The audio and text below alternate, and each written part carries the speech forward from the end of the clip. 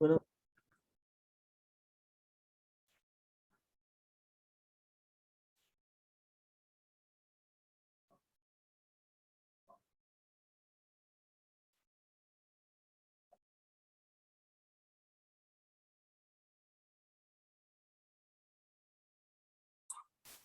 Compañeros, buenos días. Les agradezco mucho el que estén aquí presentes. buenos días. Bienvenidos sean a la clase del día 30 de octubre de 2021. Como verán, llegó ya notificación por parte de las autoridades de la facultad. Seguiremos todavía, terminaremos este curso a distancia. No creo que tengamos la oportunidad de saludar y vernos en las aulas todavía. Solamente los que se vayan a final, que siempre es un promedio de 10 a 12 compañeros los que son los que veo en los finales, la mayoría exenta. Entonces, bueno, los que se vayan al final tendrán la oportunidad de verlos allí, allí en la facultad, en la escuelita, que es donde se hacen los, ya lo saben. Bueno, hoy el tema es, pues, la solución pacífica de las controversias, acerca de cómo los medios y canales diplomáticos vamos a dar solución a varios de estos eventos, ¿no? Y entonces, bueno, básicamente, pues, ¿qué es una controversia, no? Es un desacuerdo sobre un punto de derecho o de hecho, una oposición de tesis jurídicas o de intereses entre dos o más sujetos del derecho internacional, que se va a exteriorizar mediante la formulación de pretensiones que hace una parte y su rechazo por parte de la otra. Es decir, yo pretendo que mi interés jurídico se sobreponga al tuyo y el otro va a decir, pues me opongo, no hay acuerdo sobre esa circunstancia. Entonces, esta circunstancia de la controversia, bueno, va a dar origen a que a través de las controversias que hemos derivado de la historia, los seres humanos, los estados se pongan de acuerdo en cómo resolver estas controversias. Ustedes me hicieron llegar muy buenos trabajos, la verdad es que no tengo más mérito que decirles que bueno. Y una de estas que me encantó fue aquí de unas compañeras, de nuestra compañera Verónica Pérez de ANDA, que anda aquí, este asunto de lo que es, se los voy a compartir con el permiso de ella también, espero que esté por aquí, los casos justiciables y no justiciables. Bueno, este es un asunto de una distinción inicial y lo dices muy bien, yo no lo pude haber hecho mejor, su compañera lo hace muy bien, y una entre disputas internacionales jurídicas y políticas. Dice que aunque sin emplear el término justiciable, este autor trazó una línea divisoria entre aquellos conflictos que se referían a derechos esenciales respecto de aquellos así denominados de menor importancia para los estados.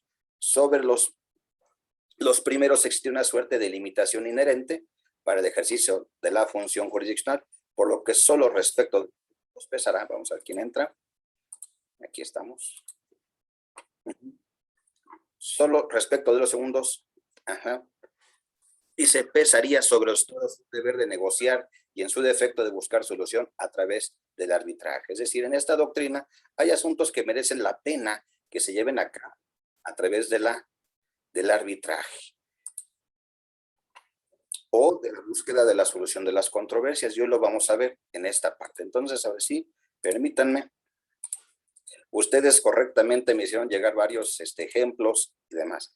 Y bueno, esta de la solución, hay alguien más en la sala de espera, ¿no? Todos estamos ya por aquí. No les digo. Hay antecedentes muy claros, por ejemplo, desde los convenios de la Conferencia de la Paz de La Haya 1899, que es un convenio de referencia sobre la práctica de la solución de las controversias, y uno de ellos muy famoso ese es el Pacto O'Brien-Kellogg, ¿no? El no uso de la fuerza, de la solución pacífica de las controversias, siempre buscando sistemas alternativos como la negociación, ¿sí?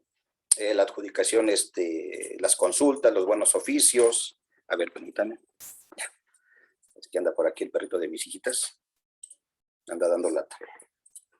Y bueno, simplemente a veces este pacto O'Brien-Kellogg, que es un antecedente muy importante, no va a tener efectividad. Permítanme, déjenme. Les presento al Ready. Anda dando lata por aquí. Sáquese de aquí. Órale. Bueno, ya que les presento el hecho. En esta carta establece que los estados deben someterse, ¿sí?, pues esa controversia susceptible de la paz, la seguridad, la justicia, pues a métodos pacíficos de solución de controversia, para que sea la libre elección del método de las partes, pero en caso de que dicha solución falle, pues no les da el derecho a las partes a recurrir al uso de la fuerza, es decir, no porque no hayan llegado a un sano acuerdo, entonces, bueno, pues como no llegamos a un acuerdo, entonces voy a sacar mis fusiles, mis cañones, y entonces vamos a ver cómo se pueden resolver los asuntos. Por el contrario, existen diferentes métodos, pues ya sea involucrando a un tercero o únicamente a las partes. Entonces la academia va a conocer métodos de solución de controversia y los diplomáticos, bueno, van a encargarse de estos asuntos. Siempre. Y los clásicos, entonces vamos a ver la negociación, la consulta, la mediación, los buenos oficios, la investigación. Ya lo vamos a ver un poco más aquí. Muy bien. Ahora sí, comparto con ustedes esta parte que tengo preparada. De entrada, ¿hay falta alguien por entrar? Déjenme ver si nos falta. No nos falta nadie.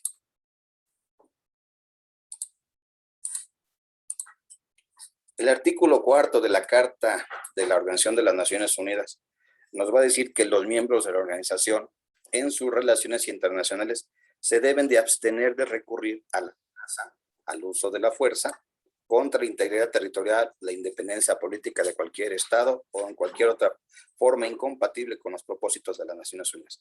Evidentemente, este es un muy buen artículo, pero con el paso de los años y conforme los ejemplos históricos, hemos visto cómo pues, muchos miembros, incluso de las Naciones Unidas, pues no se han visto sujetos mucho a esto. Se recurre constantemente al uso de la fuerza, a la amenaza, a la integridad territorial. Hay un pleito todavía allá por el Mar Negro. Los rusos se anexaron la península de Crimea. Los de Ucrania dicen que es de nosotros, pero como pues no tienen la capacidad bélica que tienen los rusos, pues no se van a meter contra el Kremlin ni contra el zar Vladimir Putin. Evidentemente, y son miembros de la Organización de las Naciones Unidas. Los chinos, bueno, ¿cómo resolvieron su controversia contra el Dalai Lama? Bueno, pues se metieron al Tíbet y entonces tomaron posesión del Tíbet y el Dalai Lama tuvo que salir corriendo. A ver, permítanme. Este malvado perro de mis hijitas. Bueno. Este asunto, entonces, del artículo 4, pues es el fundamento básico de esta idea. Y en su artículo 33, que este es bien importante, las partes en controversia cuya continuación sea susceptible de poner en peligro el mantenimiento de la paz y la seguridad internacionales tratarán de buscar, fíjense bien, tratarán, es un verbo no imperativo, pero sí de una invitación de buscarle solución ante todo mediante la negociación, la investigación, la mediación, la conciliación, el arbitraje, el arreglo judicial, el recurso a organismos o acuerdos regionales u otros medios pacíficos de la selección. Acuerdos regionales, pues para nosotros nos toca la Organización de los Estados Americanos, en su caso, la CELAC, que está otra vez muy de moda, que hace poco se reunieron en Palacio Nacional para sus y que por cierto sacó chispas. Si ustedes estuvieron al pendiente de esta cumbre de la CELAC, fue bastante interesante, ¿no? Se habló incluso del reconocimiento de gobiernos. Pero bueno, ese es nuestro foro regional, la OEA, abarcando todo el continente. Pero bueno, este artículo 33 nos va a dar algo muy importante que se llama el principio de la libre elección. Fíjense bien, las partes en controversia cuya continuación sea susceptible de poner en peligro, ahí lo que nos dijo el 33. Todo lo que tienen que hacer, la mediación, la investigación, la conciliación, todo eso, y otros medios pacíficos de su elección. Y entonces dice la segunda, el Consejo de Seguridad, si lo estima necesario, instará a las partes a que arreglen controversias por dichos medios. Hay un asunto aquí de voluntad, ¿eh? No se puede obligar a las partes, a ningún Estado, a sentarse a la mesa, a tener una negociación, a la mediación. Es decir, siempre debe ser por la libre elección y son las partes, los interesados, los que van a velar por este principio. Y ahorita vamos a ver un caso muy ejemplar, que es el convenio que han celebrado o el tratado sobre límites territoriales y de aguas internas, de aguas entre Chile y Argentina, que este es un pleito añejo desde el siglo XIX y que hace poco tuvo una solución más o menos aceptable para los dos estados, pero con base en el principio de esa libre elección.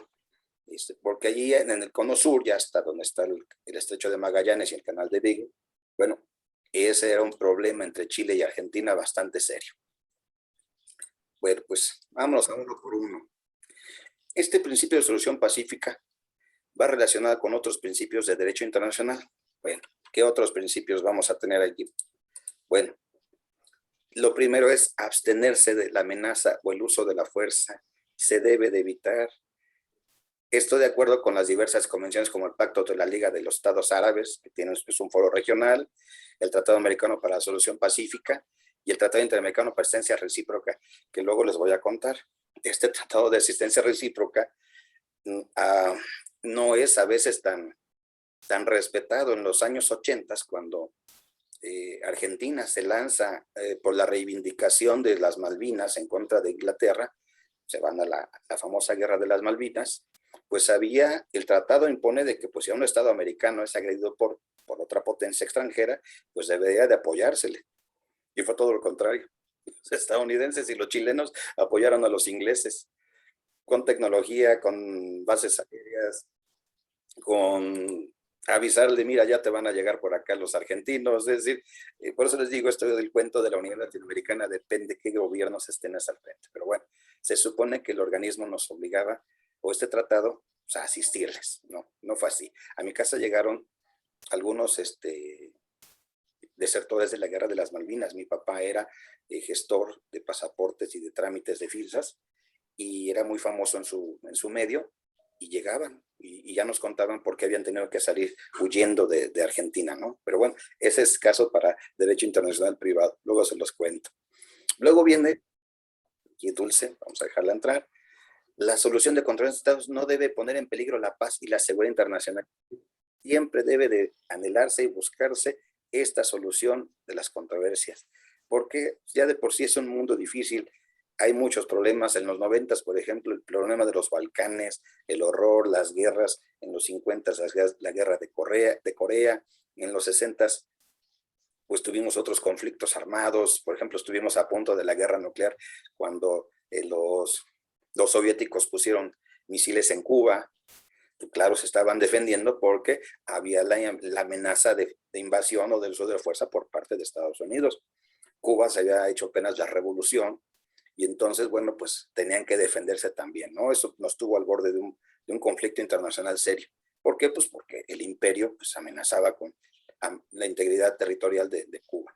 Y bueno, pero entonces entraron los rusos con sus misiles y llegaron a un sano acuerdo. Incluso hay película. Bueno, otro de los principios, no intervención en asuntos internos de los estados. Suena bien, pero en la realidad es que son muy intervencionistas ciertos gobiernos, ¿no? No deben de inmiscuirse. Si ustedes estudian, y por favor espero que lo hagan, lean un poco acerca de cómo fue gestándose el golpe de Estado de 1973 en contra de Salvador Allende. Es decir, podemos estar o no de acuerdo con la visión socialista de Salvador Allende, que yo la compartía mucho por las circunstancias históricas de la pobreza extrema en Chile, la desigualdad social que se parecía mucho a la mexicana, solo que ellos no habían tenido una revolución como la nuestra. Y entonces hubo una intervención descarada, abierta por parte de la Casa Blanca, Henry Kissinger, Richard Nixon, hasta Bernie Sanders lo ha reconocido, dice, no les gustaba, temían que el ejemplo socialista cundiera en América, ya tenían a Cuba, entonces no querían otro país socialista en América, y entonces intervinieron, ¿cómo? Bueno, a través de las oligarquías, a través de desestabilizar, controlando los medios, a través del acaparamiento de los bienes necesarios, del desabasto, de no dejarles comprar, muy parecido a lo que está pasando en Venezuela, que también es una guerra económica donde se interviene. Bueno, pues van a intervenir y van a propiciar, bueno, el golpe de Estado que va a ocasionar el régimen militar de terror desde 1973. Entonces, esto de la no intervención, y si pudiéramos verlo, los Estados Unidos han intervenido en casi todos los asuntos pues donde hay cambio de gobierno en América desde los años 50 más o menos. Bueno, entonces, no debería de ser, pero se mete. Bueno, la autodeterminación. Esto todo está en nuestro artículo 89, fracción décima, de la Constitución. Entonces, perdón, me fui, la igualdad de derechos. Ningún Estado puede menoscabar el derecho inalienable a la independencia, la libertad y la autodeterminación de los pueblos por medios coercibles. En los años 50, Jacobo Arbenz trató de hacer una revolución agraria en Guatemala, porque las grandes compañías como la United Fruit Company, pues eran las que acaparaban la tierra y daban salarios de miseria a los trabajadores. Por eso se llamaban repúblicas bananeras. Luego ni siquiera les daban buenos salarios, pero explotaban sus recursos, hacían pues guardias blancas, eran realmente el gobierno de facto en Guatemala. Jacobo Arbenz tuvo la osadía de querer remediar esto, cobrarles impuestos a las compañías de las frutas, tuvo la osadía de querer hacer el reparto agrario, y a Jacobo Arbenz pues, le constó un derrocamiento por parte de la CIA y los militares de Guatemala. Después se vino a refugiar a México unos buenos años. Entonces también, si ustedes quieren averiguarlo, lo van a encontrar ahí, como en los años 50 van a derrocar a un gobierno. Bueno, pues porque no se respetaba esto, la libertad y la autodeterminación de los pueblos. Y entonces que entraron pues las bayonetas de los marines estadounidenses, como lo hicieron en Haití también, en el siglo XX. Haití les debía un dinero y como les debía dinero se fueron a meter, controlaron el gobierno, controlaron los bancos, controlaron las aduanas y hasta que no les pagaron, no se salieron. Es decir, fueron por eso. Autodeterminación. Igual no se debe recurrir a mecanismos de solución de controversia para privar a los pueblos de sus derechos a la autodeterminación. Bueno, este tipo de circunstancias, bueno, nos hablan de que debe de respetarse este principio, lo vuelvo a repetir. Ahí donde se mete la CIA, se mete el diablo. Se meten y entonces, pues, ha pasado en Siria, en Libia, en otros países, en Vietnam. Es decir, ¿qué tenían que hacer los Estados Unidos en Vietnam? Lo único que nos dejaron fueron muy buenas películas de Vietnam. Acuérdense en Forrest Gump, cómo está la manifestación, y dice, pasa amigo, y háblanos de la maldita guerra de Vietnam. Bueno, pues, y al final pues perdieron. ¿Qué pasó ahorita en Afganistán? Pues salieron perdiendo, claro, perdiendo, ganando, porque muchísimas compañías que se dedican a las cuestiones paramilitares, pues les fue muy bien, pero al final volvieron a lo que estaban. Desarmaron a un estado, lo desvincularon, lo dejaron en la ruina, y ahorita pues bueno, ya, ahí está Afganistán otra vez en manos de los talibanes, que son creación de ellos mismos. Los talibanes son grupos extremistas que fueron alimentados por los Estados Unidos en los años 70, 80 para poder hacerle frente a los rusos que estaban interviniendo en Afganistán. Entonces, en aquellos entonces, hasta Ronald Reagan los recibió y dijo que eran campeones de la libertad a los, y les daban recursos, les daban entrenamiento. Y entonces Frankenstein luego se le salió de las manos y ocasionó el 11 de septiembre, no del 73, ahora del 2001. Bueno, soberanía de estados. Solo mediante el consentimiento de las partes se puede llevar a cabo un mecanismo de solución. Este es un principio básico. Se debe respetar la soberanía. Y la pacta sunt servanda, ustedes que son romanistas, les encanta el derecho romano. Bueno, los estados se comprometen a observar y cumplir los mecanismos de solución pacífica, al igual que las decisiones vinculantes emanadas de órganos jurisdiccionales. Hasta aquí debería de ser lo normal. Hay controversias de qué tipo vamos a tenerlas. Bueno, son bilaterales, multilaterales, podemos involucrar a un tercero. Pero los dos grandes grupos van a ser, bueno, diplomáticos y jurisdiccionales. Aquí, como lo vimos en el artículo 4 y en el 33, la negociación es el más usual, la mediación, la conciliación, los buenos oficios e investigación. La cuestión jurisdiccional es el arbitraje y los tribunales jurisdiccionales. ¿Hasta alguna pregunta por aquí, compañeros? No, muy bien, Mariana, gracias.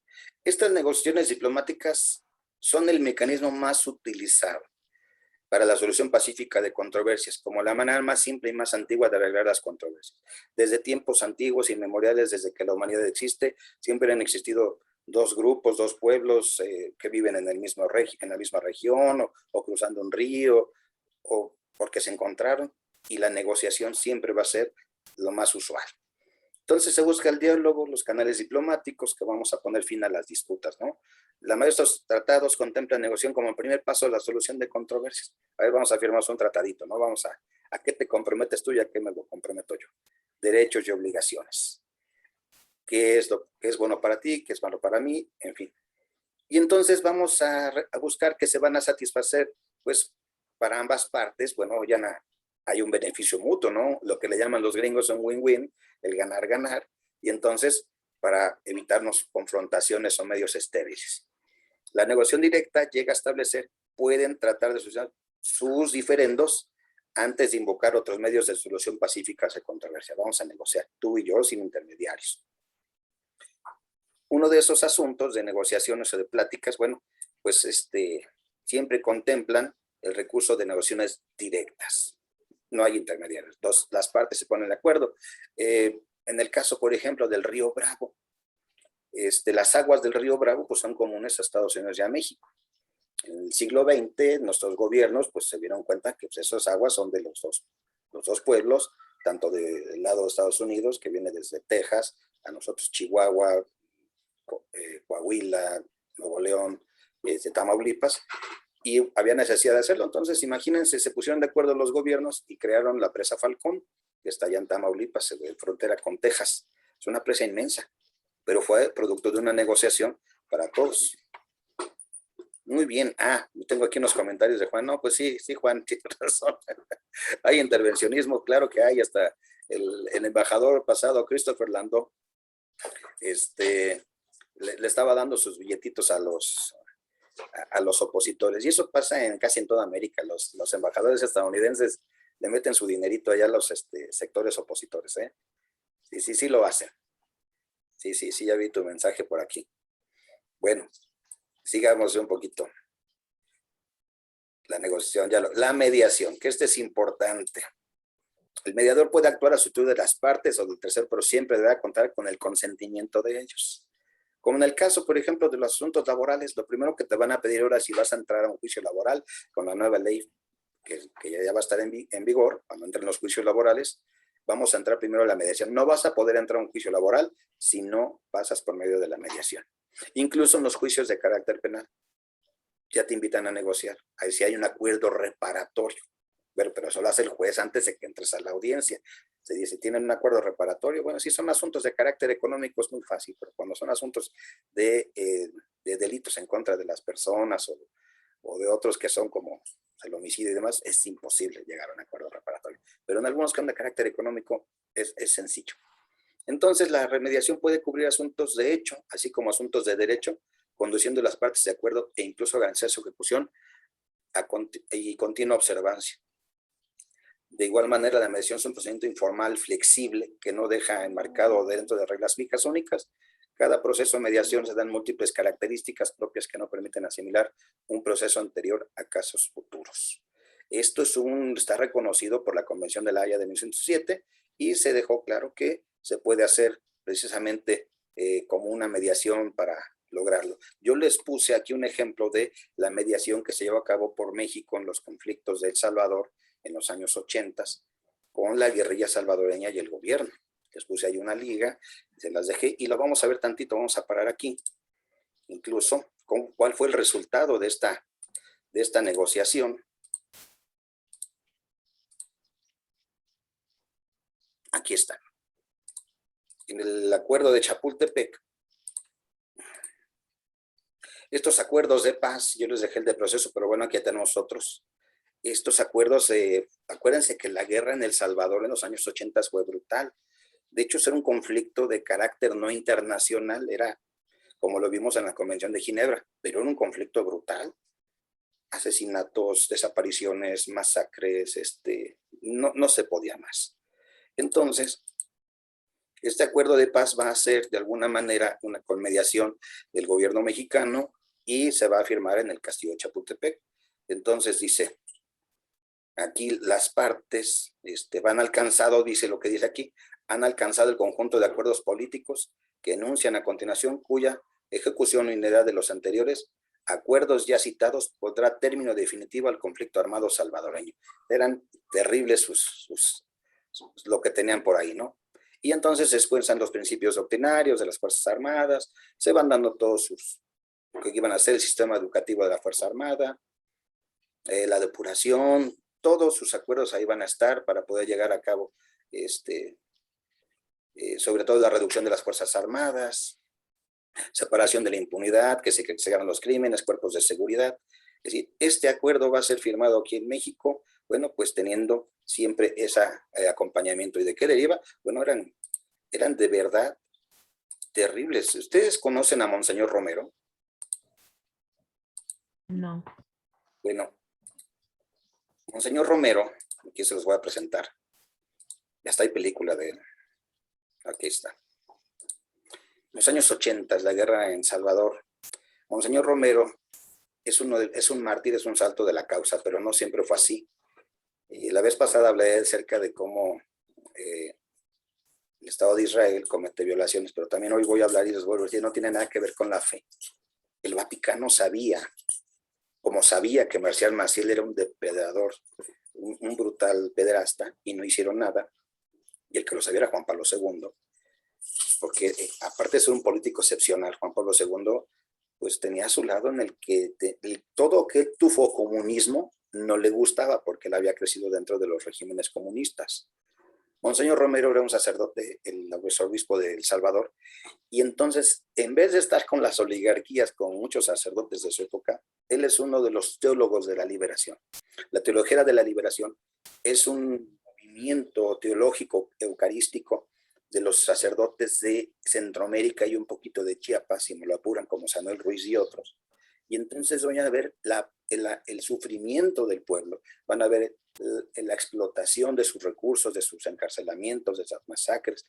Monseñor Romero se atreve a ponerse en contra del gobierno, del ejército, de las oligarquías, porque también son las oligarquías.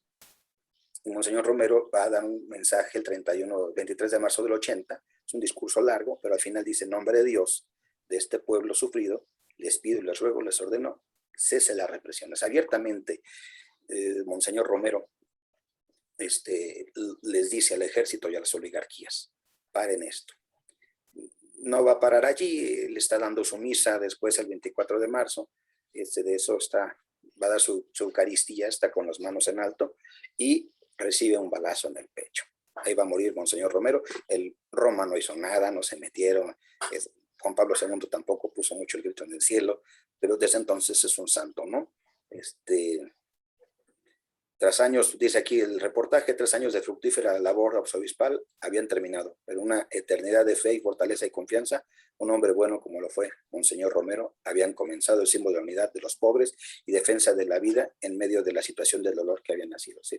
En Centroamérica en los años 80 estaba colapsada, Nicaragua, El Salvador, Guatemala, todos estos, acuérdense, y financiados los grupos paramilitares pues, por los organismos estadounidenses. Y Monseñor Romero es ese fruto de la represión, de cómo se solucionaban los conflictos. Se mata a Monseñor Romero. Juan Pablo II no hizo nada. Como los acusaban de rojos, de comunistas a estos sacerdotes, pues como no veían el dolor y la pobreza de ellos, pues los dejaron sin protección. Bueno, no como nuestros sacerdotes que se van a jugar, nuestros altos prelados, que se van a jugar golf a todo dar con los grandes empresarios, ¿no? Ahí está este ejemplo de sacerdote Millonésimo Cepeda, ¿no? El obispo de Catepec, que con respeto les digo, insultan a veces a la población, ¿no?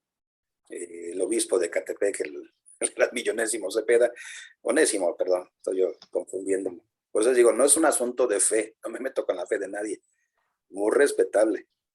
Yo solo digo cuando hay injusticias por parte de estas personalidades. Bueno, entonces no se respeto, pero ¿cómo va a resolverse? Pues van a resolverse un día el Frente Farabundo Martí, el salvadoreños y el gobierno, vienen a México, se sientan y van a dar por terminado y zanjados sus pleitos, con un acuerdo muy, muy relevante que hasta la fecha pues no sigue ahí. Y siguen teniendo sus conflictos, los salvadoreños, tengo amigos salvadoreños, esos de arena son como los del PAN, son los ricos, son la oligarquía, y el otro partido, que no me acuerdo, pues son la otra versión. Bueno, los buenos oficios, sí está bonito. Los buenos oficios, bueno, alguien, una personalidad destacada, una organización internacional, para aproximar a las partes en conflicto, impulsarse a negociar, es una especie de Celestino. Acuérdense que el Celestino o la Celestina es aquel personaje que anda llevando y trayendo, mira que fulanita sí le gustas, que no, que mira, sí te conviene, no te conviene. Y entonces, de estas acciones es un tercero para poner en contacto a los estados con el fin de que lleguen a un punto, un negociador, una solución. Solo se busca restablecer el contacto. A veces las partes no tienen contacto, no se hablan. Necesitan entonces un tercero que tenga esa calidad moral, que pueda hacerlo. Uno de esos grandes buenos oficios fue el expresidente Jimmy Carter de Estados Unidos. Jimmy Carter en un tiempo fue quien hizo buenos oficios para acercar a los palestinos con los israelíes. Trató de hacerlo, fue una personalidad reconocida por sus grandes aportes a la democracia, a la paz, Jimmy Carter. No lo pudo del todo, pero bueno, hizo lo que pudo Jimmy Carter. Entonces, esa intervención concluye una vez que los estados comienzan el diálogo. Ya te sentaste a la mesa, ya estás ahí con él, perfecto. Entonces yo ya me retiro, porque entonces ya hay comunicación. Esa es la idea de los buenos oficios. ¿Sí? No vas a ser el mediador, ya no vas a ser el interventor, simplemente los vas a acercar. Otro es la investigación. Bueno, a veces hay hechos o circunstancias que van a requerir una comisión internacional de investigación a fin de esclarecer los puntos de hecho sobre los cuales existe una divergencia de apreciación de partes. Acuérdense que en todo asunto siempre hay apreciaciones. No, pasó de esta manera, pasó el otro. Como en los peritajes, ¿no? Ahorita, por ejemplo, nos sucede mucho en nuestros, incluso en nuestros asuntos familiares. Un hecho que puede suceder puede ser interpretado de diferentes maneras. Bueno, pues así pasa a veces. Se puede hundir un barco, se puede llegar a una explosión que involucra a dos estados, hay un hecho bélico que nadie sabe cómo pasó. Entonces las partes, pues antes de entrar a una circunstancia, van a decir, vamos a una investigación. Entonces, para preparar el camino a la solución, a una negociación. Entonces, claro, no están obligadas, dice esto, las partes a aceptar las conclusiones, a menos que lo hayan convenido expresamente. Y así lo va a decir el artículo 9 de la Convención de la Haya, ¿no? Que es facilitar la solución de sus litigios, esclareciendo por medio de un examen imparcial y consensuado las cuestiones de hecho. Entonces, la investigación a veces nos va a dar ese panorama. Vamos a esperar. Como en el caso ahorita, ustedes lo vieron en el caso de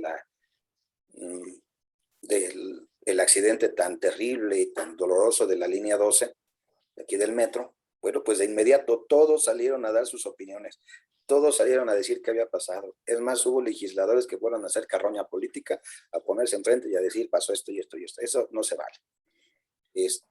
Ya salieron las investigaciones, como quiera que haya sido, ya dieron una explicación más o menos razonable. Algunos abogados que yo he escuchado, y buenos abogados me han dicho, no les gusta, no están obligados, sobre todo son los defensores de las víctimas, pero bueno, se esperaron a las conclusiones, no hicieron juicios a priori ni de valor. Lo mismo puede pasar en una circunstancia internacional. Hay que esperar los hechos de la investigación. Claro, según te convenga. Los Estados Unidos, después del 2001 y del ataque a Irak, pues ellos dijeron que tenían confirmadísimo que Saddam Hussein tenía armas de destrucción masiva, que las tenía, claro que sí. Y el que se acaba de morir, ¿cómo se llamaba? Colin. A ver, recuérdenme, si me fue su nombre. Colin Powell. Colin Powell. Colin Powell aseguraba que sí había armas de destrucción masiva porque ya lo habían investigado. Y resultó que era una mentira. Pero según ellos ya lo habían investigado. Ni siquiera hubo la investigación, a ver, pásenle, miren, no. Ya yo decidí que sí, mis servicios de inteligencia me dicen que sí tienes armas de destrucción masiva. No tenían nada, hombre, ni una resortera, ni para defenderse. Bueno, el arbitraje, sí está más bonito. Acuérdense que dentro de los asuntos para resolver algunos conflictos existe el proceso judicial y el arbitraje. Y el arbitraje siempre va a intervenir un tercero. Alguien que es ajeno al conflicto, pero que va a tener también conocimiento, calidad moral. En este caso, los asuntos internacionales van a ser ante jueces privados, conocidos como árbitros. Las partes los pueden designar, las partes los pueden proponer. Siempre debe de ser consensual. Las partes dicen, sí, ellos van a ser nuestros árbitros. Es neutral, es en unión, privado, ejecutable en medios de resolución de disputas internacionales, que es típicamente. Nosotros ya perdimos una isla por un arbitraje. A ver, recuérdenme, alguien me mandó por allí esa parte. ¿Qué isla perdimos por el arbitraje? ¿Y con quién la perdimos? La isla de la Pasión con Francia. Exactamente. Cuéntanos, ¿qué pasó ahí con la isla de la Pasión? Entró como árbitro Italia. El rey de Italia. El rey de Italia, y pues decidió que era viable para los franceses y por eso perdimos esa isla. Casi hasta los años 30, ¿eh? El arbitraje comenzó en tiempos de Don Porfirio. Entonces, imagínate si tuviéramos la isla de esa de Clipperton, si fuera parte de la mexicana, nuestras zonas económicas serían amplísimas, ¿no? Tendríamos, bueno, claro, con lo que tenemos no nos damos abasto, pero bueno, la perdimos en un arbitraje. Fuimos a un medio de solución pacífica. Francia decía, es mía, los mexicanos no, es de nosotros. El asunto es que nunca tuvimos tampoco de facto el dominio y el control de esa isla. Y el día en que la tuvimos, que mandamos al capitán Arnaut, revienta la revolución y se olvidaron del pobrecito hasta que pasó un barco gringo y rescató a los sobrevivientes. Bueno, entonces, este arbitraje es un proceso híbrido, ya que combina elementos del procedimiento de derecho civil, procedimientos de derecho consuetudinario, la costumbre, acuérdense que en derecho público va la costumbre de siempre como fuente importante, y entonces nos va a dar una oportunidad significativa para diseñar el procedimiento arbitral, bajo el cual se resolverá una disputa. ¿Cuántos árbitros se pueden designar para resolver un conflicto? Pueden ser 4, 8, ¿no? 10. ¿Son números pares? ¿Se pueden números pares? No, tienen que ser números nones y pueden ser los que los estados decidan. Pero siempre números nones. Gracias, Mariana. Entonces, aquí les vamos a traer un caso muy bonito, caso Palaraña. Perdón, antes, las reglas. Convenio de La Haya, su artículo 37, ¿no? Habla sobre este arreglo pacífico. Los árbitros son elegidos por las partes. Se resuelve definitivamente la controversia porque las partes aceptan de antemano que lo que diga el árbitro va a ser respetado y acatado. Aquí no es como en la FIFA, ¿eh? Aquí no hay VAR, que le haga el árbitro así, no, aquí no hay VAR. Aquí lo que diga el árbitro ya se va a quedar. Y entonces vamos a resolver la controversia, va a ser obligatoria, vinculatoria para las partes, quiere decir que la deben de acatar. Y para que se instaure el tribunal o comisión se requiere el consentimiento de las partes. Esta sumisión de arbitraje puede estar contenida en acuerdo en un compromiso arbitral. Hay apelación solo si se acordó entre las partes. Si no se acuerda, el fallo será definitivo e inatacable. Déjenme entonces, les comparto un caso que es muy bueno y que incluso está por aquí.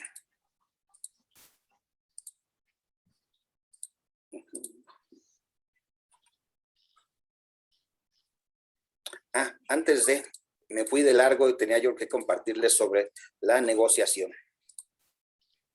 Y ustedes saben que, me regreso 2 minutos en la clase, Venezuela vive un conflicto interno muy serio, tiene años. La oposición y el gobierno, bueno, pues no han podido encontrar canales dentro de, entonces ellos expresaron de llevar a cabo negociaciones, pero en México. Y lo han estado haciendo, de hecho ahorita se interrumpieron porque los Estados Unidos se llevaron extraditado a Alex Saab, que es uno de los operadores del gobierno de Venezuela, es colombiano, pero de los operadores, y entonces empezaron a hacer negociaciones en México. Es lo más actual ahorita que tenemos. Se vinieron aquí a México, tuvieron las primeras rondas muy bien, la segunda ronda bien, la primera pusieron en los puntos sobre los que iba a versar su negociación, y entonces estas circunstancias pues ahorita se han visto interrumpidas porque el gobierno ya no quiso regresar porque los Estados Unidos se llevaron al negociador principal de Maduro. Bueno, entonces esto aquí fue auspiciado por Noruega y claro, pidiendo que fuera aquí en la capital mexicana. ¿Qué hizo aquí en Noruega? Pues llevar a cabo una especie como de buenos oficios, sentarlos a la mesa.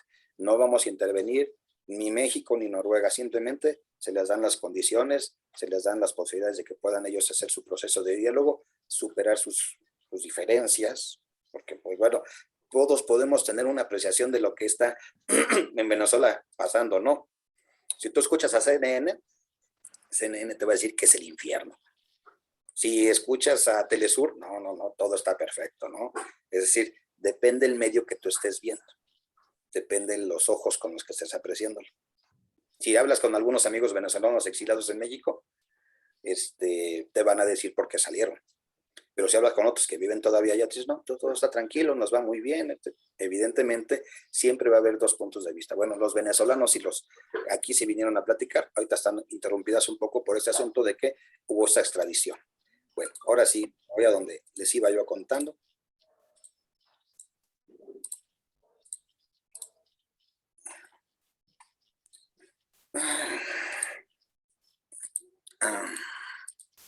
Se me permitan.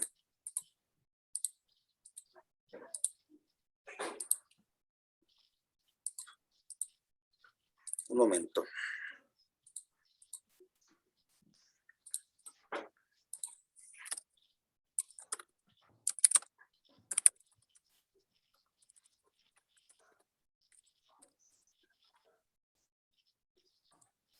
Aquí está. Miren, ese es un conflicto antiquísimo, pero antiquísimo. El Tratado de Paz de Amistad entre Argentina y Chile. Es un tratado de paz firmado sobre estos acuerdos, sobre estas soluciones de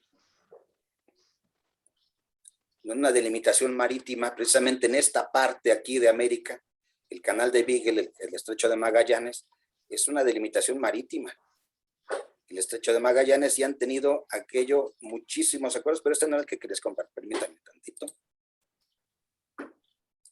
Hay uno más amplio.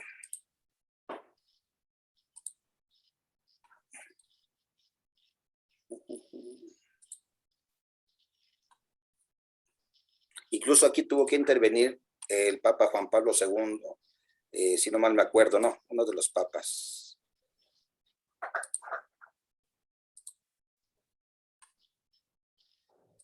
Aquí está, este es el bueno, ahora sí ya. Que lo había borrado.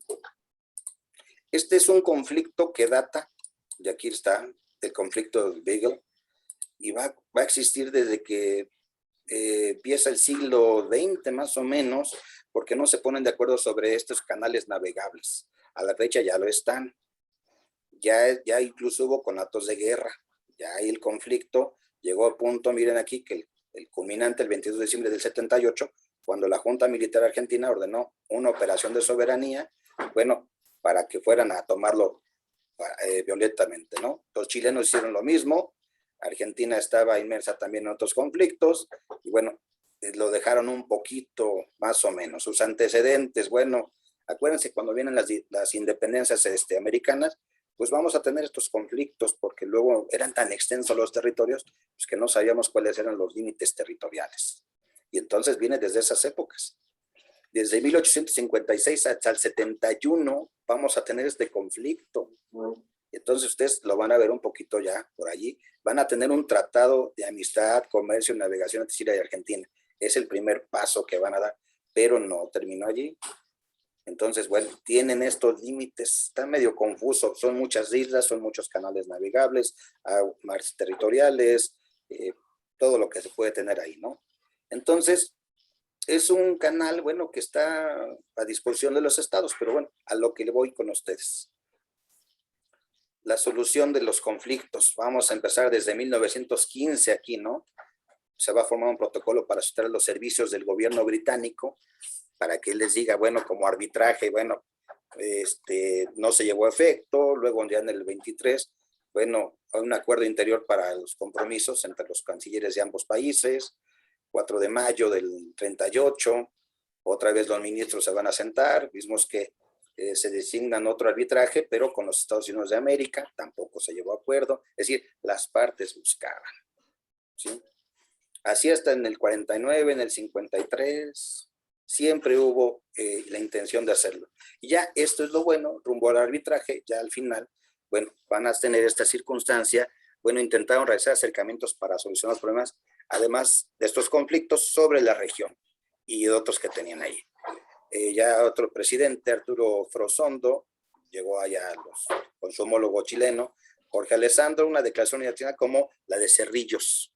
Van a comprometerse a entrar de inmediato en negociaciones encaminadas a encontrar fórmulas arbitrales adecuadas que permitan resolver los diferendos. Es decir, este es un conflicto que con el paso de los años, pues se derivó pues, en bastantes conflictos. Bueno, 12 de junio del 60, ya van a tener un arbitraje de la región, otro arbitraje de la Corte Internacional de La Haya, se reconocía como chilena una isla, los islotes, el canal de Beagle será dividido, aquí dice en línea media, con las inflexiones necesarias para que ambos países queden como aguas propias navegables en toda la extensión de la parte a dividir. Es decir, hay ya algunos acuerdos, ya se están teniendo. Pero el laudo arbitral va a venir hasta el 70, el 77, ¿no? No hubo todavía todos los acuerdos, entonces van a entrar a un arbitraje por el Reino Unido, y entonces hasta el 71, perdón, Salvador Allende y otros van a tener este compromiso del laudo arbitral. Entonces, esta sentencia de llamada laudo arbitral 77 es un resultado exhaustivo. Es decir, los arbitrajes no son simples, son sencillos, son complicados en muchos sentidos. Este laudo arbitral pues ya les va a dar pues algunas, las islas que le llaman Picton, Nueva y Lemosí como islotes pues, para Chile. Al trato de límites del 1881 a una costa del canal de Beagle, automáticamente el derecho internacional le concede derechos marítimos sobre el canal, descartados la teoría de la costa seca. Es decir, es un conflicto económico, limítrofe, territorial, lleva añísimos. Pero después vienen los incrementos de la presión argentina, viene la guerra, los golpes militares, y entonces Chile se va a dar a prepararse la defensa. Pero ya hasta que, otra vez, no se soluciona nada más por ahí. Hasta que negociaciones. Mariana, tienes abierto Mariana, tu micrófono. ¿nos ayudas? Déjame, permítame. Ya la puse.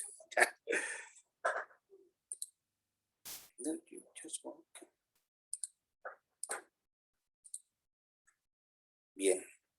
Vamos a tener negociaciones indirectas, el servicio mediador. Aquí entonces vamos a intervenir otras partes, ¿no? Es un conflicto muy serio, muy antiguo, y entonces, bueno, van a estar los estados americanos, el rey Juan Carlos de España también le va a intervenir, el Tribunal Internacional, hay políticas internas. Es un conflicto donde vamos a intervenir negociaciones, buenos oficios, arbitraje, está para el estudio, ¿no? Y al final, bueno, ya porque es bastante amplio. Perdón. Fue de los 80s el acuerdo.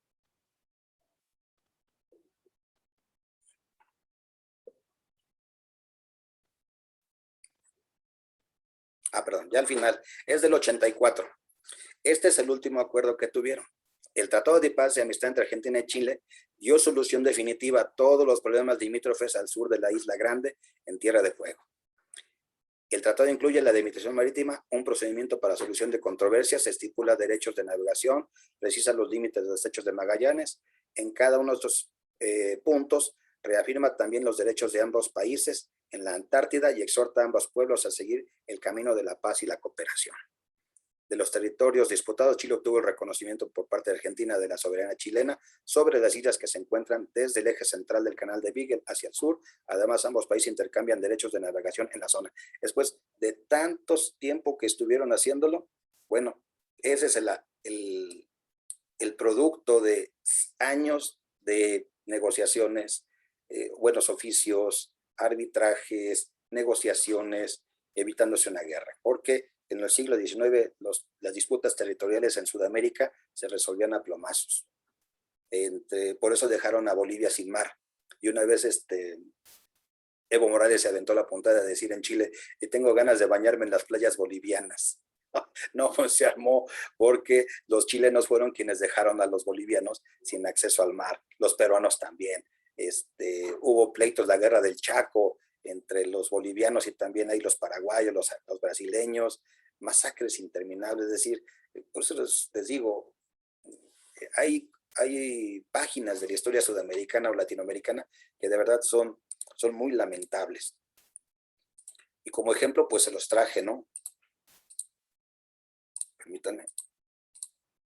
Regresamos aquí a la...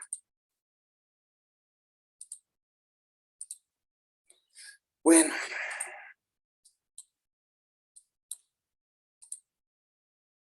Ahora sí, los tribunales jurisdiccionales. Pues ya nos va a dar tiempo mucho, pero la Corte Internacional de Justicia es un principio, es un órgano jurisdiccional de la Organización de las Naciones Unidas, es muy importante, tiene su propio estatuto, las naciones se someten a su jurisdicción. Acuérdense del caso que les conté de Nicaragua. Nicaragua no podía de alguna manera dejar en paz lo que le pasó con los Estados Unidos por las agresiones que fueron víctima. Acudió a la Corte Internacional de Justicia y entonces le resolvieron en su favor por las minas, las atrocidades, el bloqueo económico, el bombardeo de sus puertos. Entonces, básicamente la Corte solo tiene competencia para conocer asuntos y los estados se han sometido. Los Estados Unidos en ocasión dijeron, no, nosotros no reconocemos, nunca pagaron nada. En virtud de un acuerdo especial concluido con los estados, bueno, las partes pueden someter sus controversias a la Corte y pueden recurrir con ellas en todo momento, ¿no? También vamos a tener el Tribunal Internacional del Derecho del Mar. Esto, acuérdense, es un órgano también dependiente pues, de la Convención de las Naciones Unidas del Derecho del Mar y va a tener competencias sobre todas las controversias relativas a la interpretación de esta convención, sus consecuencias, la limitación de zonas marítimas, la navegación, la conservación y el ordenamiento de recursos vivos del mar. Igual tiene sus propios procedimientos, nos va a decir que se tiene que dar un plazo de 30 días y los fallos en causas contenciosas de opiniones consultivas se dictan por lo general en un plazo de 2 años. Sus fallos son también producto de que las partes se sometan. Y por último, la Asamblea General de las Naciones Unidas, que lo vamos a ver en un capítulo especial, ¿no? La Asamblea es el órgano máximo de representación por parte de la comunidad internacional. Siempre la Asamblea va a recomendar, va a dar recomendaciones relativas a la paz, a la seguridad. Entonces, bueno, se supone que lo que diga la Asamblea se hace, pero en realidad no es así. Siempre están los derechos que tienen el derecho de veto, está el Consejo de Seguridad de las Naciones Unidas.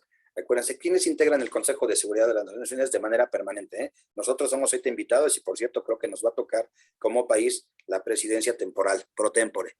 ¿Quiénes integran el Consejo de Seguridad? Estados Unidos, Sí. Reino Unido, China,